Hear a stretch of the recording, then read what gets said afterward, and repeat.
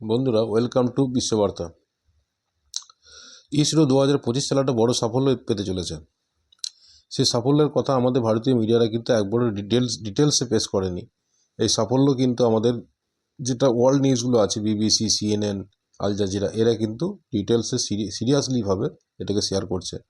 কারণ ভারতবর্ষ হচ্ছে পঞ্চম এমন একটি দেশ যেটা এই সাফল্য পেতে চলেছে। সাফল্যটা কি? ইসরো তাদের স্পারডেক্স নামে একটি মিশন শুরু করেছে। স্পারডেক্স মিশনটা কি? স্পারডেক্স হচ্ছে একটা স্পেস স্টেশন। স্পেস স্টেশন বলতে একটু ডিটেলসে বলতে গেলে আমাদের পৃথিবীতে যেরকম আমাদের লোকালের মধ্যে যে স্টেশনগুলো আছে, রেল স্টেশন ধরুন, এটা প্ল্যাটফর্ম। সেই স্টেশনে বিভিন্ন জায়গা থেকে ট্রেন আসে, তারা ডক করে। সেম হচ্ছে স্পেস স্টেশন। আমরা জানি বা অনেকেই জানেন না যে আমাদের বর্তমানে মহাকাশে একটা ইন্টারন্যাশনাল স্পেস স্টেশন আছে। সেই স্পেস স্টেশনটা নির্মাণ করেছে কারা?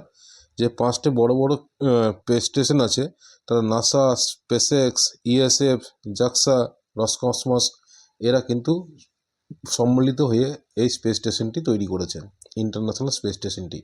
এইখানে কাজ হচ্ছে এদের এটাই যে স্পেস স্টেশনেতে বিভিন্ন রকম মহাকাশ গিয়ে ওখানে কিন্তু ডক করতে পারে। মহাকাশ যান যদি কোনো রকম কোনো প্রবলেম হয়, মহাকাশে গিয়ে যান্ত্রিক ত্রুটি বা গোলযোগ কিছু হয়, তারা কিন্তু ওখানে ওই মহাকাশ স্টেশনে গিয়ে ডক করতে পারে। যেরকম ট্রেন এসে প্ল্যাটফর্মে দাঁড়ায়, তার যদি কিছু যান্ত্রিক ত্রুটি হয় বা প্যাসেঞ্জার ওঠা নামার একটা প্ল্যাটফর্ম থাকে, স্টেশন থাকে, সেম হচ্ছে স্পেস স্টেশন। স্পেস স্টেশনে এই ইন্টারন্যাশনাল স্পেস স্টেশনটা যেটা আছে, এর ওজন হচ্ছে দেখবেন 4,20,000 কেজি। এর 6টা বেডরুম আছে, 2টো বাথরুম আছে, একটা জিম সেন্টার আছে। আমাদের বর্তমানে যে ভারতীয় বংশোদ্ভূত সুনিতা উইলিয়াম, উনি কিন্তু এই স্পেস স্টেশনেই আটকে পড়ে আছেন। ওই স্পেস স্টেশনেই তিনি তার দৈনন্দিন জীবনে কাজকর্ম করছেন। তার মহাকাশযানের ত্রুটি হওয়ার জন্য সেই স্পেস স্টেশনে গিয়ে তিনি ওখানে বর্তমানে আছেন। আচ্ছা, তা এত ওজনদায়ক একটা জিনিস ওখানে আছে কি করে? এই ইন্টারন্যাশনাল স্পেস স্টেশনটির বিশেষত্ব কি? এর ওজন হচ্ছে 4,20,000 কেজি এবং এর 6টা বেডরুম আছে, 2টো বাথরুম আছে, একটা জিম সেন্টার আছে। আমরা জানি বর্তমানে সুনিতা উইলিয়ামস উনি ওখানে কিন্তু আটকে আছেন। তার মহাকাশযানটি যান্ত্রিক ত্রুটি থাকার জন্য ওইখানে গিয়ে ডকেট করে ওই ইন্টারন্যাশনাল স্পেস স্টেশনে গিয়ে, এবং উনি ওখানে কিন্তু আটকে আছেন। এই স্পেস স্টেশনটির গতিবেগ কত? এ কিন্তু গতিময় সর্বদাই কিন্তু এ পৃথিবীকে প্রদক্ষিণ করছে। পৃথিবী থেকে 400 কিলোমিটার ওপরে এর অবস্থান এবং এর গতি হচ্ছে ঘন্টায় প্রায় 28,000 কিলোমিটার। চিন্তা করুন, একটা বন্দুকের গুলির থেকে 10 গুণ বেশি হচ্ছে এর গতিবেগ। আমরা জানি আমাদের একটা ফ্লাইটের বা প্লেনের একটা গতিবেগ কত? সর্বোচ্চ 500 থেকে 600, আর এই কত? 28,000 কিলোমিটার। এই কিন্তু পৃথিবীকে 24 ঘন্টায় 6 বার প্রদক্ষিণ করে। তাহলে বুঝে নিন এর গতি কত। এইখানেই হচ্ছে সাফল্য, এইখানেই লুকিয়ে রয়েছে এর সাফল্য। এই যে স্পেস স্টেশনটা গতিময়ভাবে যাচ্ছে, এইখানে একটা কোনো মহাকাশযান এসে যদি সেখানে ডকেট করে মানে কি, এটা মহাকাশযান, এটা ধরুন ইন্টারন্যাশনাল স্পেস স্টেশন। একটা মহাকাশযান আসছে, স্পেস স্টেশনে কিন্তু তার নিজের গতিতে চলছে। একসঙ্গে এসে যে ডকেট করা মানে একটার সাথে একটা কানেক্ট হওয়া, সুন্দরভাবে খুব সূক্ষ্মভাবে এখানে কানেক্ট হয়ে যাবে এবং এটা সংযোগ স্থাপন করবে, যার ফলে এই মহাকাশযানের যাত্রীগণ এই স্টেশনে এসে কাজকর্ম করতে পারে, বা সেই মহাকাশযানে যদি কোনো যান্ত্রিক ত্রুটি থাকে সেটা স্টেশন থেকে অটোমেটিক সেটা রিপেয়ার করা যাবে। তাহলে এই যে কানেক্টিংটা, এটা কিন্তু খুব ভাইটাল। এটা কিন্তু ইম্পসিবল যদি খালি চোখে দেখা যায়, কারণ দুটোর গতিবেগ কিন্তু সমান, এটা কিন্তু কমে না।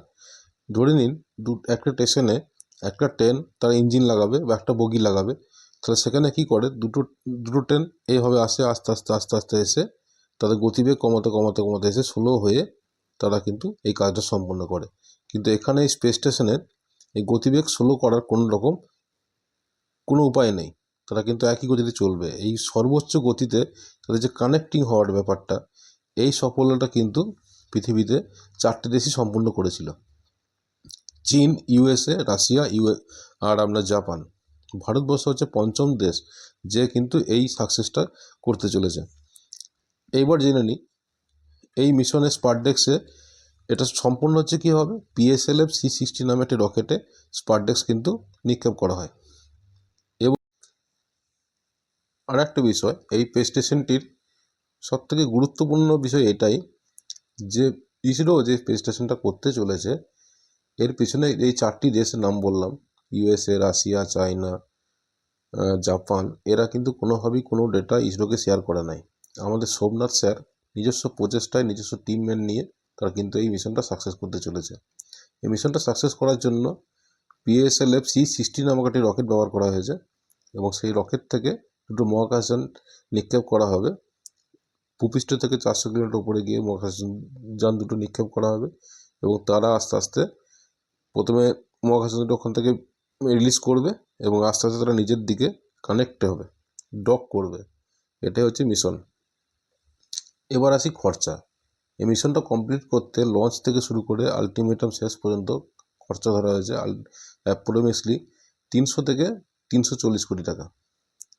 এখন আমরা হোপ করব খুব ভালো হবে যে মিশনটা যেন সাকসেস হয়।